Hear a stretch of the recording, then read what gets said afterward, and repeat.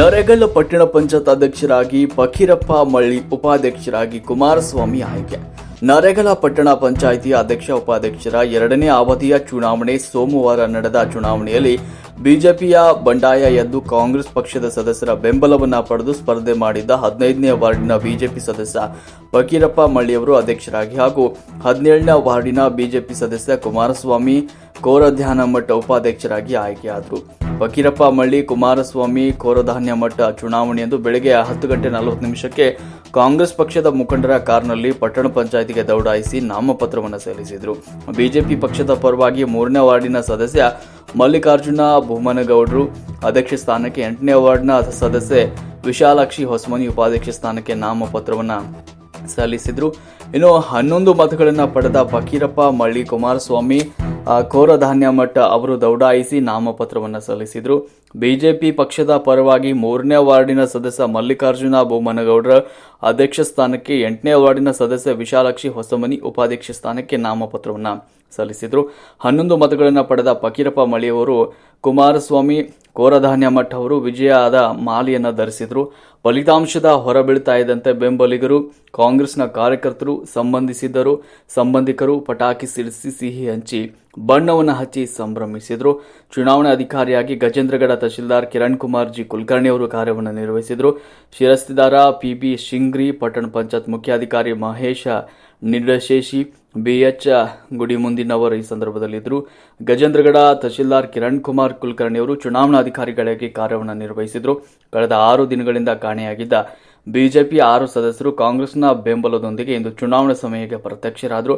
ಬೆಳಗ್ಗೆ 10:30 ನಾಮಪತ್ರವನ್ನು ಸಲ್ಲಿಕೆ ಪ್ರಾರಂಭವಾಯಿತು. ಅಧ್ಯಕ್ಷ ಸ್ಥಾನಕ್ಕೆ ಬಿಜೆಪಿ ವಿರೋಧಿ ಬಣದ ಫಕೀರಪ್ಪ ಮಳ್ಳಿ ಮತ್ತು ಬಿಜೆಪಿಯ ಮಲ್ಲಿಕಾರ್ಜುನಗೌಡ ಬೊಮ್ಮನಗೌಡರು ನಾಮಪತ್ರವನ್ನು ಸಲ್ಲಿಸಿದರು. ಉಪಾಧ್ಯಕ್ಷ ಸ್ಥಾನಕ್ಕೆ ಬಿಜೆಪಿ ವಿರೋಧಿ ಬಣದ ಕುಮಾರಸ್ವಾಮಿ ಕೋರಧಾನ್ಯಮಠ ಹಾಗೂ ಬಿಜೆಪಿಯ ವಿಶಾಲಾಕ್ಷಿ ಹೊಸಮನಿ ಅವರು ನಾಮಪತ್ರವನ್ನು ಸಲ್ಲಿಸಿದರು. ನಾಮಪತ್ರಗಳನ್ನು ಪರಿಶೀಲಿಸಿದ ಚುನಾವಣಾಧಿಕಾರಿಗಳು ಮಧ್ಯಾಹ್ನ 2:15 ನಾಮಪತ್ರ ಹಿಂಪಡೆಯಲು ಅವಕಾಶವನ್ನು ನೀಡಿದರು. ಆದರೆ ಯಾರೂ ಕೂಡ ನಾಮಪತ್ರಗಳನ್ನು ಹಿಂಪಡೆಯದೇ ಇದ್ದುದರಿಂದ 2:15 ಚುನಾವಣೆ ಪ್ರಕ್ರಿಯೆ ಆರಂಭವಾಯಿತು.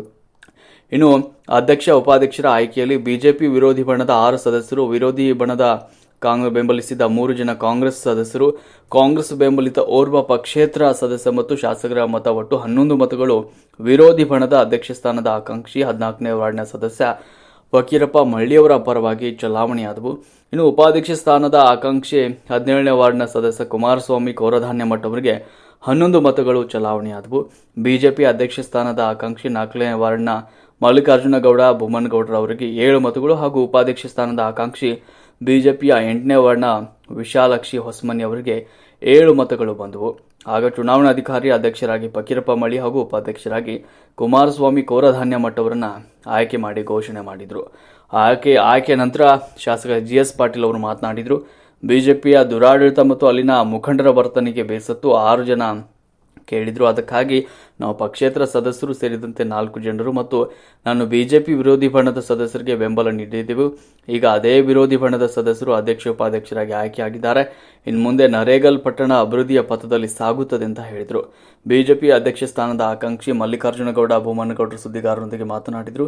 ಈ ಹಿಂದಿನ ಅವಧಿಯಲ್ಲಿ ಪಕ್ಷದಿಂದ ಅಧ್ಯಕ್ಷನಾಗುವಲ್ಲಿ ಪಕ್ಷದ ಮರೆತು ಅಧಿಕಾರದ ಆಸೆಯಿಂದ ಇವರು ಪಕ್ಷಕ್ಕೆ ದ್ರೋಹ ಮಾಡಿ ಹೊರಕ್ಕೆ ಹಾಕಿದ್ದಾರೆ. ಅವರ ಆಡಳಿತ ಮಾಡಿ ತೋರಿಸಲಿ ಅಂತ ಸಂದರ್ಭದಲ್ಲಿ ಹೇಳಿದರು. ವರದಿ ಮೀಡಿಯಾ ಹೆಡ್ ಎಸ್.ಬಿ. ಸಂಕನಗೌಡರ್.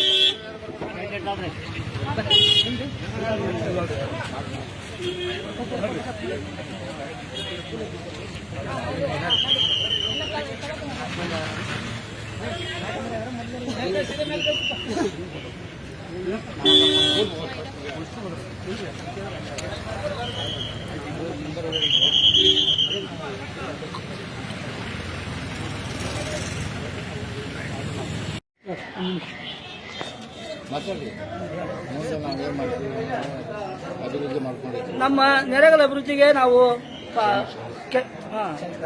ಎಲ್ಲ ಪಕ್ಷ ಕಟ್ಕೊಂಡು ನಾವು ಮಾಡ್ತೀವಿ, ಅಭಿವೃದ್ಧಿ ಮಾಡ್ತೀವಿ. ಈಗ ಬಿಜೆಪಿಯಲ್ಲಿ ಇದ್ದು ಕಾಂಗ್ರೆಸ್ ಬೆಂಬಲ ಪಡ್ಕೊಂಡು ನೀವು ಅಧ್ಯಕ್ಷರಾಗಿದ್ದೀರಿ. ನಿಮ್ಮ ಮೇಲೆ ವಿಪ್ ಜಾರಿ ಮಾಡಿ ನಿಮ್ಮನ್ನ ಅನರ್ಹಗೊಳಿಸ್ತೀವಿ ಅಂತ ಅಂತಾರ. ಅದು ಮತ್ತೆ ಅನರ್ಹಗೊಳಿಸಿದ್ರೆ ಮುಂದೆ ನಿಮ್ಮ ಏನು ಅದಕ್ಕೆ ನಾವು ಹೆದರ್ಗೊಳ್ರಿ, ನಾವು ಮುಂದೆ ನೋಡ್ತೀವಿ, ಹೆದರ್ಗೊಳ್ರಿ ನಾವು. ಈಗ ಬೆಂಬಲ ಹೆಂಗ ನೀವು ಅವರು ಬೆಂಬಲ ವ್ಯಕ್ತಪಡಿಸಲಾರ್ದ ನಿಮ್ಗೆ ವಿರೋಧ ವ್ಯಕ್ತಪಡಿಸಿ ಅಭಿವೃದ್ಧಿ ಕಾರ್ಯಗಳಿಗೆ ಇಲ್ಲಿ ಪಕ್ಷಾತೀತವಾಗಿ ಇದನ್ನ ಮಾಡಿ ನಾವು ಅವರು ನಮ್ಗೆ ಇದನ್ನ ಮಾಡ್ತಾರೆ. ನಾವು ಪಕ್ಷ ಬಿಟ್ಟು ಏನಾರು ಅಪೋಸಿಟ್ ನಾವು ವೋಟಿಂಗ್ ಮಾಡಿದ್ವಿ ಅಂದ್ರೆ ಅದು ಒಂದು ರೀತಿ ಇರ್ತಿತ್ತು. ಈಗ ನಾವು ಇಲ್ಲಿ ನಾವು ಮನಸ್ಸಿಗೆ ಮನಸ್ಸಿಗೆ ನೋವು ಆದ್ರೆ ನಾವು ಹೊರಗಡೆ ಹೋಗಿದ್ವಿ. ಇಲ್ಲ ಅಂದ್ರೆ ನಾವು ಹೋಗುವ ಅವಶ್ಯಕತೆ ಇರಲಿಲ್ಲ. ನಮ್ಮ ನಮ್ಮ ಹಿರಿಯರು ನಮ್ಮೊಳಗ ಗೊಂದಲ ಹುಟ್ಟಿಸಿ ನಮ್ಮ ಬೇರೆ ಬೇರೆ ಚಟುವಟಿಕೆಗಳನ್ನು ಅವ್ರು ಮಾಡಿದಾಗ ನಮಗದು ಬೇಸತ್ತು ನಾವು ಇವತ್ತು ಈ ನಿರ್ಧಾರಕ್ಕೆ ತಗೋಬೇಕಾಗೈತಿ. ಅದೇ ರೀತಿಯಾಗಿ ನಿರ್ಧಾರ ತಗೊಂಡಾಗ ನಮ್ಗೆ ಸಾಕಷ್ಟು ನೋವು ಆಗಿದೆ. ಆ ಕಾರಣದಿಂದ ನಾವು ಇವತ್ತು ನಾವು ಸಪರೇಟ್ ಆಗಿ ಹೋಗಿ ಯಾರೂ ಈ ಬಿಜೆಪಿ ಪಕ್ಷ ಆ ಪಕ್ಷ ಈ ಪಕ್ಷ ಅನ್ನೋ ಒಂದು ಭೇದ ಬರುತ್ತೆ. ಅವ್ರಿಗೆ ನಾವು ಸದಸ್ಯರನ್ನ ಉಳಿದೋದ್ರನ್ನ 4 ಜನಕ್ಕೆ ಅವ್ರನ್ನ ನಮ್ಮ ವಿರೋಧ ಪಕ್ಷದ ಸದಸ್ಯರನ್ನ ನಾವು ಕೇಳ್ಕೊಂಡಾಗ ಆಯ್ತು ನೀವು ಇದನ್ನ ಮಾಡ್ತೀನಪ್ಪ ನಿಮ್ಗೆ ಇದಿಲ್ಲ ಅಂತಂದ್ರೆ ನಾವು ಬೆಂಬಲ ಕೊಡ್ತೀವಿ ಅನ್ನೋ ಒಂದು ಮಹತ್ವವನ್ನು ಅವರು ಕೂಡ ಕೊಟ್ಟರು. ನಮ್ಮ ರಚಯ ಮಾಲಗತ್ತಿ ಮಠ ನುಲ್ಕಿ ಅವರಾಗಲಿ ಮತ್ತು ಕುದುರಿ ಅವರು ಮತ್ತು ನಮ್ಮ ಅಲಾಬಸಿ ಮಿಸಸ್ ಆಗಲಿ ಮತ್ತು ಇವರೆಲ್ಲ ನಮಗೆ ಬೆಂಬಲವಾಗಿ ಕೊಟ್ಟು ನಮ್ಗೆ ಸಾಥ್ ಕೊಟ್ಟಿದ್ದಾರೆ. ಪದೇ ಪದೇ ತಿಳಿಸಿದ್ವಿ. ಈ ಹಿಂದೆ ಸ್ಪಂದಿಸಲಿಲ್ಲ ಅನ್ನಕ್ಕೆ ಈ ಹಿಂದೆ ಕೂಡ ಅಧ್ಯಕ್ಷ ಉಪಾಧ್ಯಕ್ಷ ಆಯ್ಕೆ ಹಿಂದೆ ಕೂಡ ಅವಾಗ ಗೊಂದಲ ಮಾಡಿದ್ರು. ಅವಾಗ ಆಗಿದ್ವಿ, ಅವಾಗಾದ್ರೂ ಗೊಂದಲದಾಗೆ ಇದ್ವಿ ಸರ್. ಅವಾಗ ನಾವು 9 ಜನ ನಾವು ಈ ತರ ಒಬ್ಬರನ್ನ ನಾವು ಸದಸ್ಯರ ಆಯ್ಕೆ ಆಗಿ ಬಂದಿವಪ್ಪ ಅಂದ್ರೆ ನಮಗೆ ಅದ ಒಂದು ಇದೆ ಏನೋ ವೋಟಿಂಗ್ ಮಾಡುವಂತ ಹಕ್ಕಿದೆ. ಅದೇ ಹಕ್ಕನ್ನ ಕಿತ್ಕೊಂಡು ಬೇರೆ ಬೇರೆ ಒಂದು ಇದನ್ನ ನಮ್ಮ ಮೇಲೆ ಪ್ರೆಷರ್ ಹಾಕಿದ್ರೆ ನಾವು ಏನ್ ಮಾಡಕ್ಕಾಗತ್ತೆ. ನಾವು ಹೇಳಿದ್ವಿ ಇಂಥವ್ರನ್ನ ಆಯ್ಕೆ ಮಾಡ್ರಿ, ನಾವು ಅವರಿಗೆ ಬೆಂಬಲ ಸಂಪೂರ್ಣವಾಗಿ ಕೊಡ್ತೀವಿ ಅನ್ನುವ ಒಂದು ಭರವಸೆಯನ್ನು ಕೂಡ ನಾವು ಕೊಟ್ಟಿದ್ವಿ. ಇವತ್ತೇನ ಅವ್ರು ನಮ್ಗೆ ಸರಿಯಾಗಿ ನೀವು ಸಭೆಗೆ ಬಂದಿಲ್ಲ ಅಂತ ಅಂತಾರೆ. ನೀವು ಪೂರ್ವಭಾವಿ ಸಭೆಗೆ ಬಂದಿಲ್ಲ ಅಂತಾರೆ. ಪೂರ್ವ ಸಭೆಗಂದ್ರೆ ಅದಕ್ಕಿಂತ ಮುಂಚಿತವಾಗಿ ನಮ್ಗೆ ಗೊಂದಲ ಸೃಷ್ಟಿ ಮಾಡಿದ್ರಲ್ಲ ಸರ್. ನಮ್ಗೆ ಪೂರ್ವ ಸಭೆಗೆ ಹೋಗ್ಬೇಕಪ್ಪ ಅಂತಂದ್ರೆ ಆಲ್ರೆಡಿ ಇಂಥವ್ರನ್ನ ಮಾಡೋಣ ಅನ್ನೋ ಒಂದು ಹೆಸರನ್ನ ಘೋಷಣೆ ಮಾಡ್ಕೊಂಡ್ಬಿಟ್ರು. ತಾವು ಯಾರು ಅವ್ರು ಘೋಷಣೆ ಮಾಡ್ಕೊಂಡ್ರು ಯಾವುದು ಕೂಡಿ ಸಭೆ ಮಾಡಲಾರ್ದನ್ನ ಅವರೇ ಕೊಟ್ಕೊಂಡ್ಬಿಟ್ರು. ಈ ಹಿಂದೆ ಕೂಡ ನಾನಾ ತರ ಪ್ರಕರಣಗಳು ನಮ್ಮಲ್ಲಿ ಆಗಿದಾವೆ ಅಂತ ಅದನ್ನ ನಾವು ಬೇಸತ್ತು ಇವತ್ತು ನಾವು ಈ ಒಂದು ನಿರ್ಧಾರಕ್ಕೆ ಬಂದಿದ್ದೀವಿ. ನಾವು ಯಾವುದೇ ಪಕ್ಷ ವಿರೋಧ ಚಟುವಟಿಕೆಯನ್ನು ಮಾಡಿಲ್ಲ. ಅವರು ಕೂಡ ಏನು ನಮ್ಮ ವಿರೋಧ ಪಕ್ಷದ ಸದಸ್ಯರದಾರ ಅವರು ಕೂಡ ನಮ್ಗೆ ಬೆಂಬಲವಾಗಿ ಕೊಟ್ಟಿದ್ರು. ಅವರು ನಮ್ಮ ಪಕ್ಷಕ್ಕೆ ಸೇರಂತ ಹೇಳ್ಬೋದಿತ್ತಲ್ಲ. ಅವ್ರು ನಮ್ಮ ಶಾಸಕರು ಕೂಡ ಬಂದು ನಮ್ಗೆ ಇದನ್ನು ಕೊಟ್ಟರು. ಈಗ ಪಟ್ಟಣ ಪಂಚಾಯತಿಯಲ್ಲಿ ಇರೋದು ಬಿಜೆಪಿ ಆಡಳಿತನೋ ಕಾಂಗ್ರೆಸ್ ಆಡಳಿತನೋ ನಿಮ್ಗೆ ಹೆಂಗ ಅನ್ಸುತ್ತೆ ಸರ್? ನಾವಿಲ್ಲಿ ಬಿಜೆಪಿ ಪಕ್ಷ ಅಭ್ಯರ್ಥಿಗಳು ನಾವು ಇಲ್ಲಿ ಬಿಜೆಪಿ ಆಡಳಿತದ ಸದಸ್ಯರಿಗೆ ಅವರು ಬೆಂಬಲ ಕೊಟ್ಟಿದ್ದಾರೆ.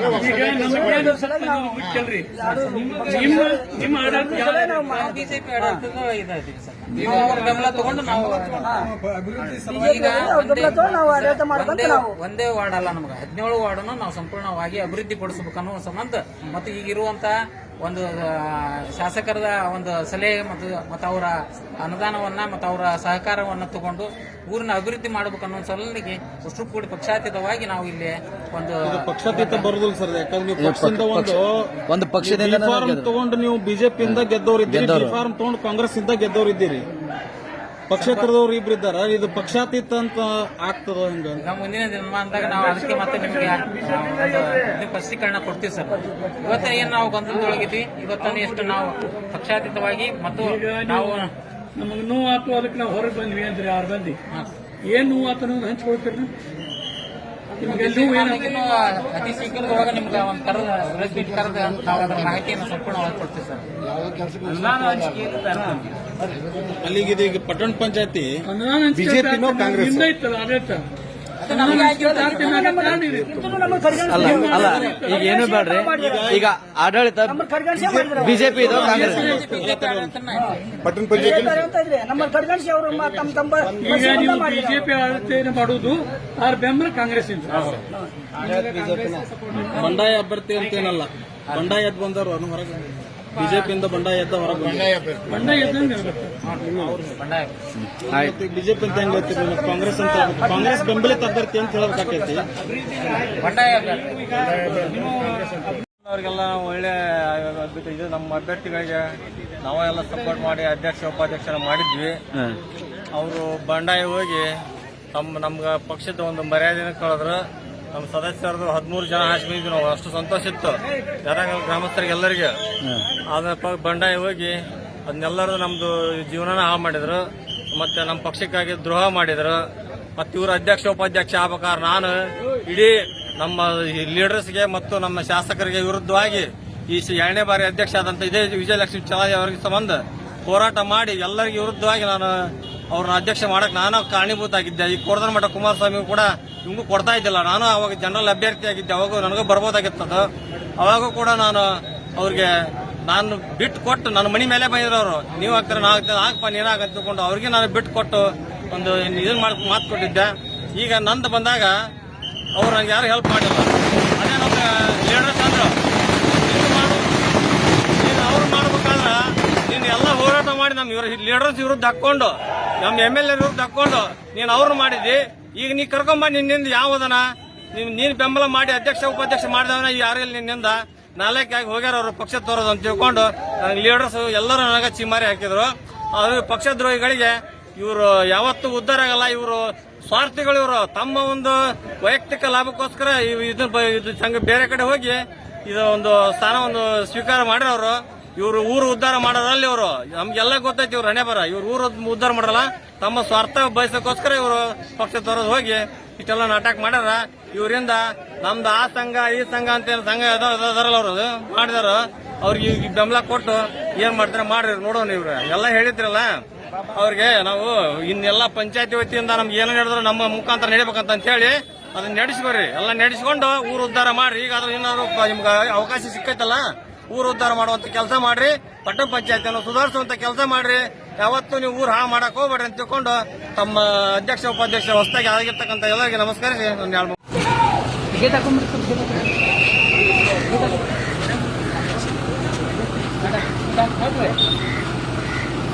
ಸರಿ, ಚುನಾವಣೆ ಕುರಿತು ಅಧ್ಯಕ್ಷ ಉಪಾಧ್ಯಕ್ಷ ಸ್ಥಾನದ ನಿಮ್ಮ ಅಭಿಪ್ರಾಯ ಏನು? ಬಿಜೆಪಿ ಅವರ ದುರಾಡಳಿತ, ಮೆಂಬರ್ ಬಗ್ಗೆ ನಿರ್ಲಕ್ಷ್ಯ, ಅಭಿವೃದ್ಧಿ ಬಗ್ಗೆ ತಾರತಮ್ಯ ಇವನ್ನೆಲ್ಲ ಬೇಸತ್ತು ಬಿಜೆಪಿ ಪಕ್ಷದ 6 ಸದಸ್ಯರು ನಮಗೆ ನೀವು ಬೆಂಬಲ ಕೊಡಬೇಕು, ಮುಂದೆ ನರೇಗಲ್ ಪಟ್ಟಣದ ಅಭಿವೃದ್ಧಿ ವಿಚಾರವಾಗಿ ನಾವೆಲ್ಲ ಪ್ರಾಮಾಣಿಕ ಸೇವೆ ಮಾಡ್ತೀವಿ ಅನ್ನೋ ವಿಚಾರವನ್ನು ಅವರೆಲ್ಲ ಸ್ಥಳೀಯವಾಗಿ ನಮ್ಮ ಮುಖಂಡರ ಜೊತೆ ಚರ್ಚೆ ಮಾಡಿ ಒಪ್ಪಿಕೊಂಡು ಇವತ್ತು ಅವರಲ್ಲಿನೇ ಒಬ್ಬರು ಅಧ್ಯಕ್ಷರು ಒಬ್ಬರು ಉಪಾಧ್ಯಕ್ಷರಾಗಿ ಇವತ್ತು ಮಳ್ಳಿಯವರು ಅಧ್ಯಕ್ಷರಾಗಿದ್ದಾರೆ, ಕೋರ್ಲಾನ್ ಮಠ ಅವರು ಉಪಾಧ್ಯಕ್ಷರಾಗಿದ್ದಾರೆ. ನಾವು ಕಾಂಗ್ರೆಸ್ ಪಕ್ಷದ ಸದಸ್ಯರೆಲ್ಲರೂ ನನ್ನ ಸೇರಿ ಅವ್ರ ಬೆಂಬಲವನ್ನು ನೀಡಿದ್ದೇವೆ.